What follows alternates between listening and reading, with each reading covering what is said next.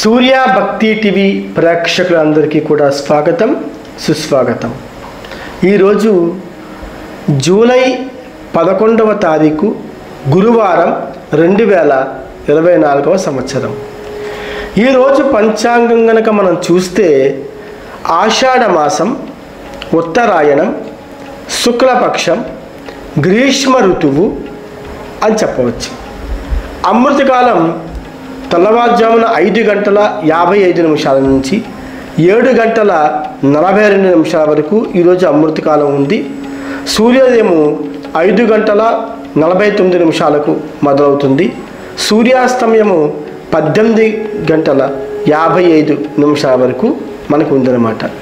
అంటే 6 గంటల 55 నిమిషాల వరకు సూర్యాస్తమయం ఉంటుంది. రాహుకాలము 2 గంటల నుంచి 3 గంటల 38 నిమిషాల వరకు ఉంది. యమగండ కాలము 5 గంటల 49 నిమిషాల నుండి 7 గంటల 27 నిమిషాల వరకు ఈరోజు యమగండ కాలం ఉంది. దుర్ముహూర్తము 9 గంటల 59 నిమిషాల నుంచి 10 గంటల 51 నిమిషాల వరకు ఈరోజు దుర్ముహూర్తం. తిథులు పంచమి 10 గంటల 4 నిమిషాల వరకు ఉంది. ఈరోజు నక్షత్రము పుబ్బా నక్షత్రము. వర్జ్యము 9 గంటల 11 నిమిషాల నుంచి 12 గంటల 59 నిమిషాల వరకు వర్జ్యం ఉంది. ఈరోజు పంచాంగం సమాప్తం. నమస్కారం. మనం ప్రతిరోజు కూడా గురోపదేశం అనే కార్యక్రమం ద్వారా ఒక కొత్త అంశాన్ని మీకు నేను చేరవేయడం ఆనవాయితీగా మొదలైంది. ఈరోజు మనం తెలుసుకుంటున్న కొత్త అంశం పేరు శ్రీరామనాథ స్వామి వారి ఆలయం. అది ఎక్కడుంది, దాని ప్రత్యేకత ఏంటి, ఆ గుడి యొక్క ప్రసక్తి ఏంటనేది మనం ఈరోజు తెలుసుకుందాం. శ్రీరామనాథ స్వామి వారి ఆలయము రామేశ్వరం యొక్క అత్యంత ప్రాచుర్యం పొందిన గొప్ప ఆలయం. ఇది పంబన్ అనే వంతెన ద్వారా ప్రధాన భూభాగానికి అనుసంధానించబడిన ఒక చిన్న ద్వీపం. ఇది నిస్సందేహంగా రామేశ్వరం పర్యటనలో చాలా ముఖ్యమైన భాగమని మనం చెప్పవచ్చు అన్నమాట. అంటే సంక్షిప్తమైన రచనలు, గంభీరమైన టవర్లు మరియు కారిడార్లకు పేరుగాంచిన ఈ ఆలయం వాస్తుశిల్పానికి చక్కటి ఉదాహరణగా మనం ఈరోజు చెప్పుకోవచ్చు. అత్యంత పవిత్రమైన ఈ ఆలయం భారతదేశంలోని 12 జ్యోతిర్లింగాలలో ఒకటిగా, మరియు దాదాపు ప్రతి హిందూ భక్తులు కూడా ఇక్కడికి వచ్చి సందర్శించి సాష్టాంగ నమస్కారం చేసుకుంటూ ఉంటారు. ఈ ఆలయంలో 22 తీర్థాలు ఉన్నాయి. ఇందులో స్నానం చేయడం భక్తుల పాపాలకు ప్రాయశ్చిత్తమని నమ్ముతూ ఉంటారు. అంటే హిందూ మతం యొక్క పవిత్ర గ్రంథంలో కూడా శ్రీ రామనాథ స్వామి వారి ఆలయం అధిక ప్రాముఖ్యతతో పరిగణించబడుతోంది. ఇది రాముడితో సంబంధం కలిగి ఉంటుందన్నమాట.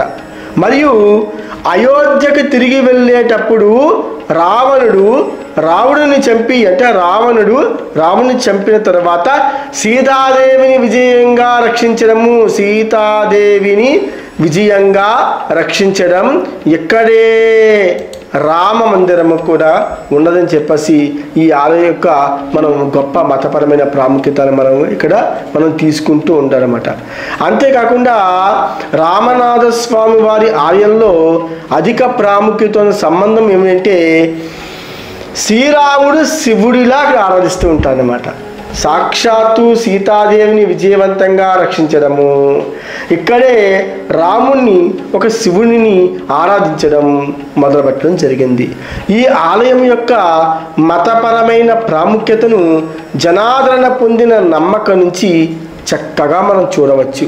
దీని ప్రకారం రామేశ్వరం ఆలయాన్ని సందర్శించకుండా కాశీ తీర్థయాత్ర సందర్శన అసంపూర్ణంగా ఉంది.